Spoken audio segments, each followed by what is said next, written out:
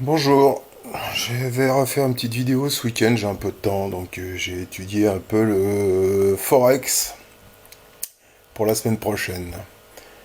Alors déjà, je suis en position sur l'euro AUD, l'euro NZD, l'euro USD, le GBP CHF et le NZD USD que je vous ai proposé en fin de semaine, c'est-à-dire vendredi, et qui pour le moment est pas trop mal parti. Voilà, comme j'avais dit, pour les plus courageux, fallait prendre à la cassure de la MM7, ce que j'ai fait moi personnellement. Et après, il y avait possibilité de reprendre à la cassure de ce canal H4. Et pour le moment, on est dedans. Sur le pullback, là, si je passe en 1 heure, on voit bien qu'il y a eu une cassure, un petit pullback sur la sortie de canal, et on est reparti. Donc pour le moment, on va dire, si vous l'avez pris là, vous êtes en gain à peu près de 25 points, c'est pas génial. Mais bon, c'est un swing encore une fois et on peut espérer viser le haut du range. Voilà, qui est à peu près.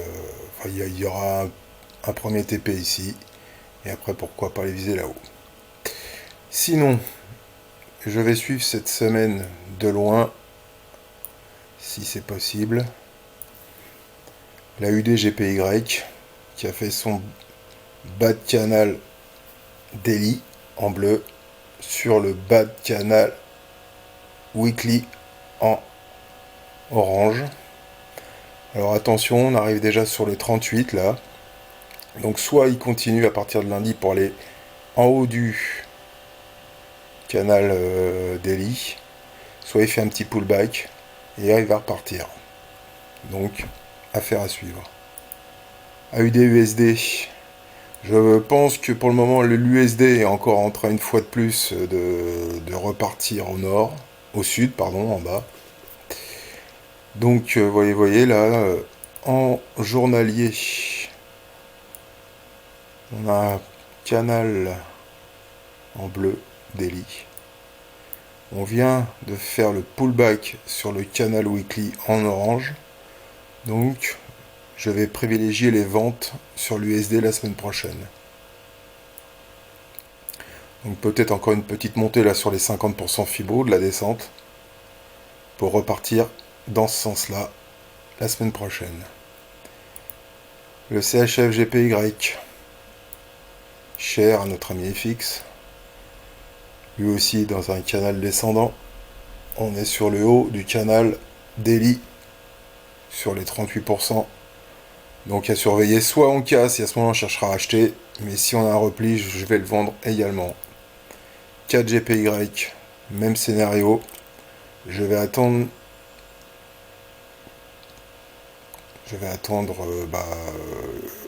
Ici. Attends, je me mets en jour. Voilà, je vais attendre une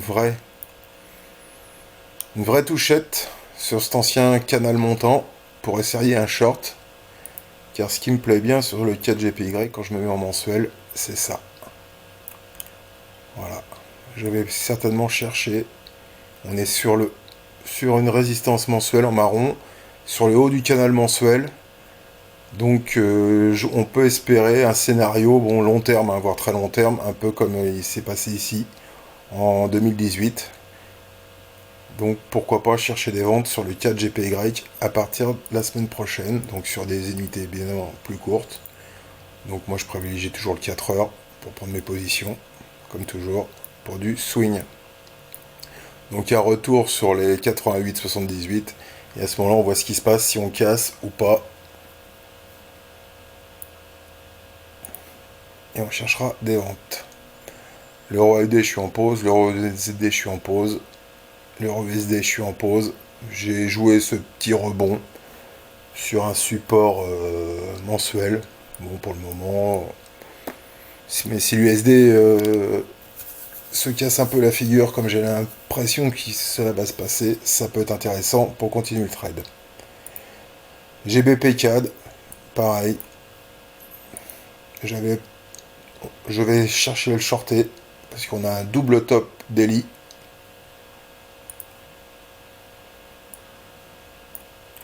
on a un double top 4 heures, pardon. Il y a longtemps que j'ai pas fait de vidéo. Donc pourquoi pas aller chercher le haut du canal Daily cassé, ce qui peut faire à peu près un trade d'une centaine de points. On verra. C'est pas ma priorité. GBP AUD, pareil. Je vais chercher le shorté. Si on casse ce canal 4 heures, on est sur un haut de canal Daily. Voilà. Donc je vais essayer de le shorter pour aller retrouver ce niveau-là et pourquoi pas le bas du canal. GBP CHF, je suis dedans avec FX. NZD CHF. On a une petite Wolf sur un support mensuel avec un bas de canal mensuel. 1, 2, 3, 4, 5. On peut espérer aller chercher les 50% du FIBO, voire les 38. Donc, achat NZD CHF pour moi. NZD GPY, j'essaye de faire vite. En daily. Vous voyez, on a un beau double top en daily, sur un beau support, sur un bas de canal weekly. On peut espérer aller chercher le haut du canal descendant daily. Si je passe en 4 heures, il est déjà parti, je suis pas dedans. Mais bon, à voir ce qui va se passer si on casse le canal 4 heures pour le prendre en pull buy pour aller chercher le haut du canal daily, ce qui peut nous faire un trade d'environ voilà, 130 points, 140 points. Ça peut être sympatoche. L'USD CNH, bon, contre les Chinois. Là, il faut le regarder en semaine. Qu'est-ce qui s'est passé en semaine quand je dézoome un peu? Non, en mensuel déjà. Mais c'est compliqué cette paire-là parce qu'il y a des releveurs qui sont très chers. Mais on est quand même toujours sur ce bas de canal mensuel. Pourquoi pas essayer de chercher des achats? Mais les releveurs sont pas très attractifs. L'USD ZEC. Voilà, je vais chercher, si l'USD se casse la figure, je vais chercher à vendre l'USD ZEC. Si je passe en jour, voilà, on est sur le haut de canal, sur un double top daily, cassure de ce canal H4 et je le vends. Voilà, et la cassure est déjà entamée, donc à voir lundi ce qui va se passer là-dessus. USD ZAR, pareil. Je vais chercher à le shorter. Et quand on regarde l'US dollar, c'est pareil. L'US dollar ou le DXY. Vous voyez, les canaux sont cassés. Les canaux up sont cassés. Donc, je vais voir comment ça se passe pour shorter le dollar à partir de lundi. Voilà ce que je vais essayer de suivre cette semaine. Si j'ai des prises de position, j'essaierai de les poster sur le QG. Et sinon, je vous souhaite une bonne fin de dimanche. Et puis, Forza Italia pour ce soir. Merci à tous. Bye bye.